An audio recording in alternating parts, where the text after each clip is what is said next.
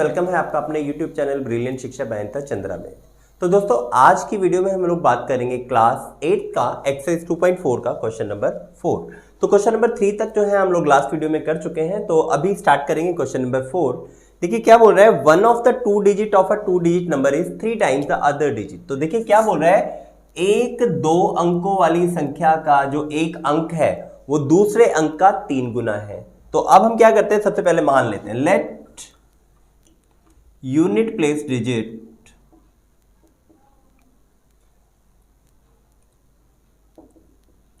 Equals to X. तो क्या करेंगे बेटा, माना इकाई का अंक आपके पास हो गया बराबर x, हमने x मान लिया। अब क्या बोल रहे हैं बेटा, एक अंक दूसरे अंक का 3 गुना है, तो अब हम लोग क्या मानेंगे, टेंस प्लेस डिजिट। तो आपका टेंस प्लेस डिजिट क्या हो जाएगा, इसका 3 गुना। 3 गुना मतलब हम 3 से गुना कर देते हैं, 3x हो जाएगा। तो हिंदी में क्या लिखेंगे, दहाई का अंक। तो दहाई का अंक आपके पास आ गया 3x। अब देखते हैं नंबर। तो सबसे पहले नंबर का फॉर्मूला आपको पता है, number equals to 10 into tens place digit plus unit place digit.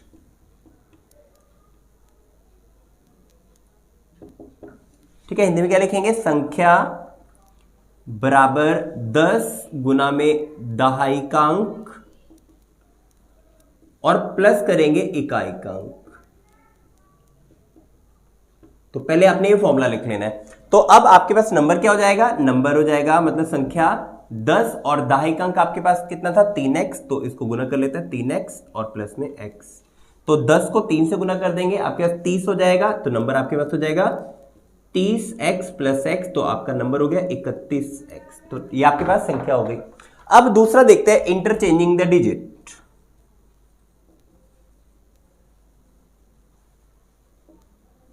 Number interchange करने, तो चलिए इंटरचेंज करने पे देखते हैं। इंटरचेंज करने पे क्या होगा, देखिए इकाई का अंक जो है आपका दहाई का अंक बन जाएगा और दहाई का अंक इकाई का अंक बन जाएगा। मतलब आपके नंबर हो जाएगा 10 इंटू, पहले हमने 3x मल्टीप्लाई किया था, तो अब आप x गुना करेंगे और प्लस में x जमा किया था, अब 3x प्लस का। मतलब क्या करना है, इकाई की जगह दहाई का अंक ले लेना, दहाई की जगह इकाई का।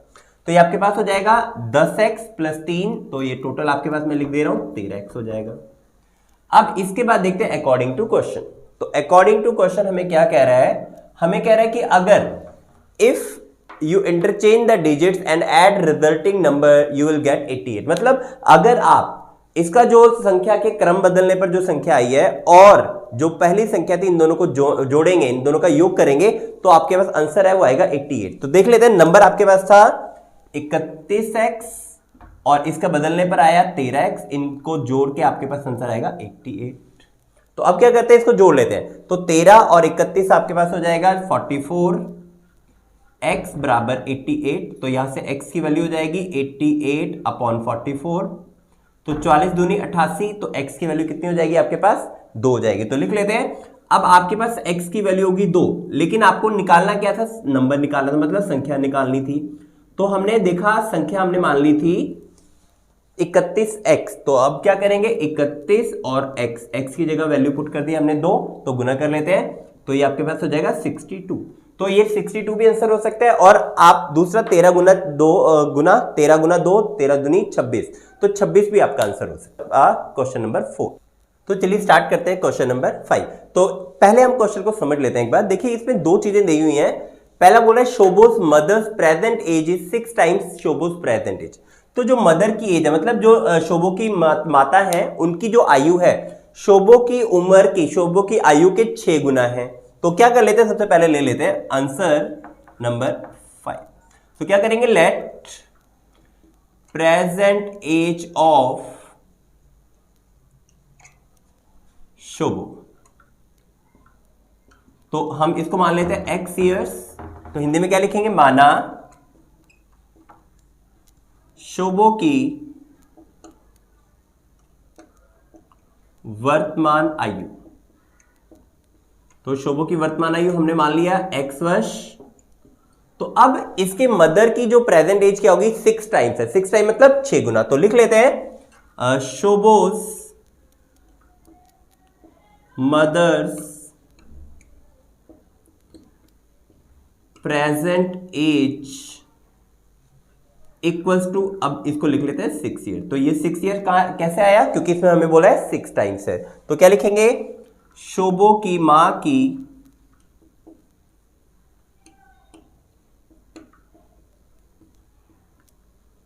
वर्तमान आयु, तो ये आपके पास होगी 6x वर्ष। अब क्या बोल रहा है, बोल रहा है Shobho's age 5 years from now, मतलब अब से 5 वर्ष बाद जो शोभो की आयु है वो क्या होगा, will be 1/3 of his mother present age. तो सबसे पहले हमने क्या निकाला है, 5 वर्ष बाद, तो 5 ईयर्स लेटर शोभोस एज। तो इसको एक बार समझ लेते हैं ये कैसे है। देखिए अभी मैं सपोज कर लेता हूं कि अभी आपकी जो एज है वो है 12 साल, ठीक है। अभी जो आपकी प्रेजेंट मतलब वर्तमान आयु वो आपकी 12 साल। मैं आपको बोलता हूं 3 साल बाद आपकी एज क्या हो जाएगी, तो आप क्या करेंगे बेटा, इसमें 3 साल जोड़ देंगे। तो इसका मतलब क्या हो जाएगा, आपकी 3 साल बाद की एज हो जाएगी 12 और 3 15, इसका मतलब 15 साल हो जाएगी। तो अभी जो शोभो है उसकी प्रेजेंट एज है x ईयर्स, तो जितने साल बाद की बात करेंगे उतने साल इसमें जोड़ देंगे। इसका मतलब 5 साल के बाद जो शोभो की एज हो जाएगी वो हो जाएगी x + 5। अभी के x में हम 5 को जोड़ नहीं सकते अभी, इसलिए हम इसको x + 5 लिख लेते हैं, ठीक है। अब आगे क्या बोल रहा है, अकॉर्डिंग टू क्वेश्चन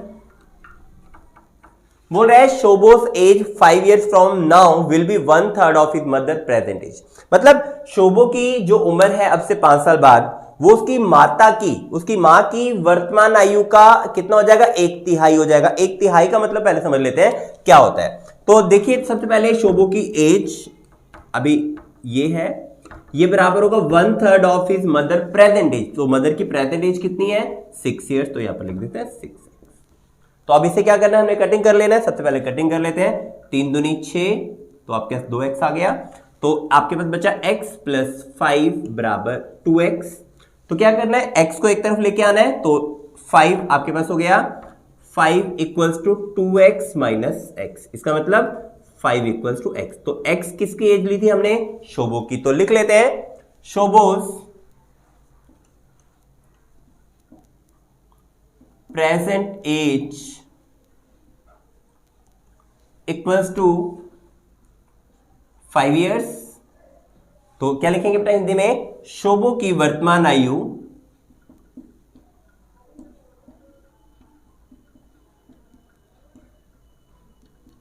बराबर है 5 वर्ष, और इसकी मां की आयु भी निकालनी है। तो लिख लेते हैं मदर्स प्रेजेंट एज।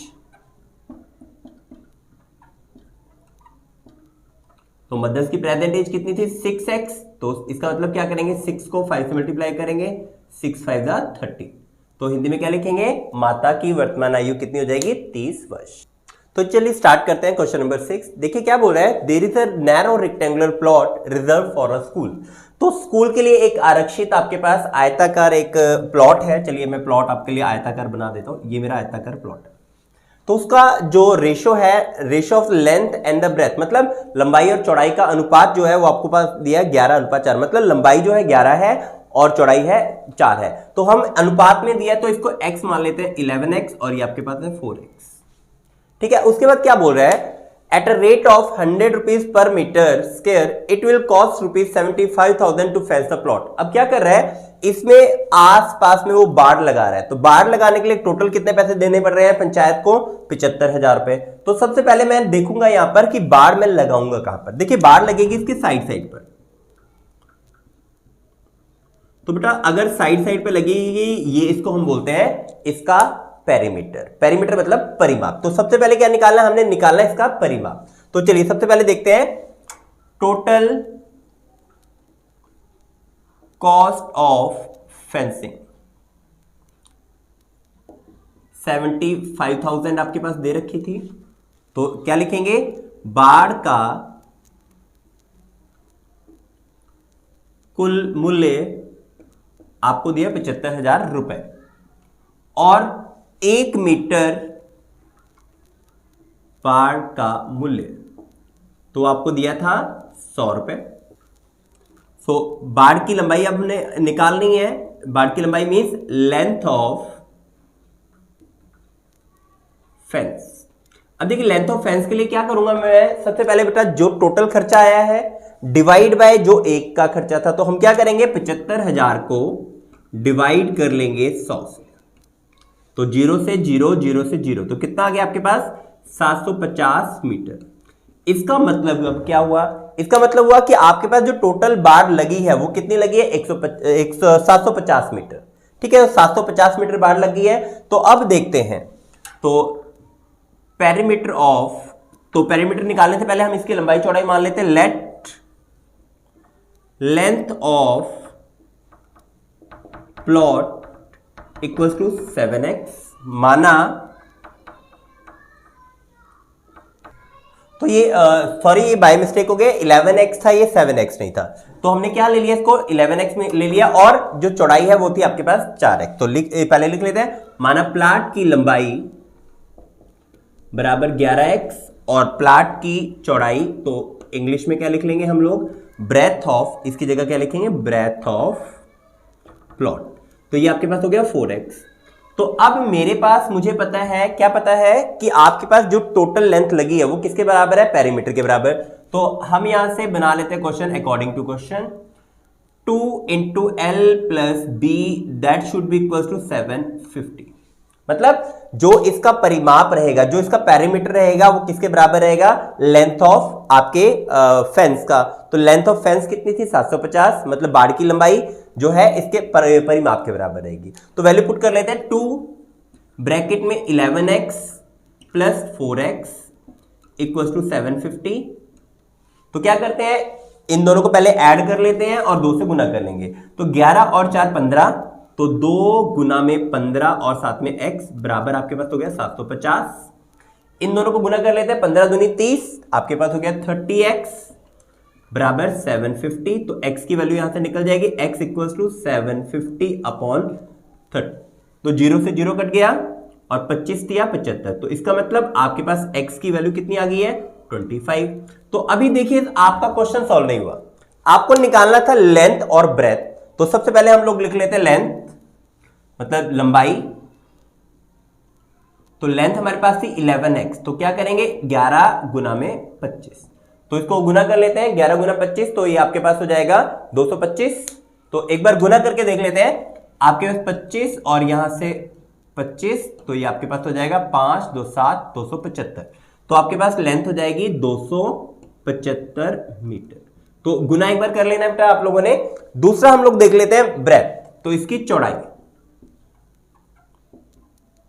तो ब्रेथ आपके पास थी 4x, तो 4x मतलब 4 गुना में 25, तो 25 चौके 100 मीटर।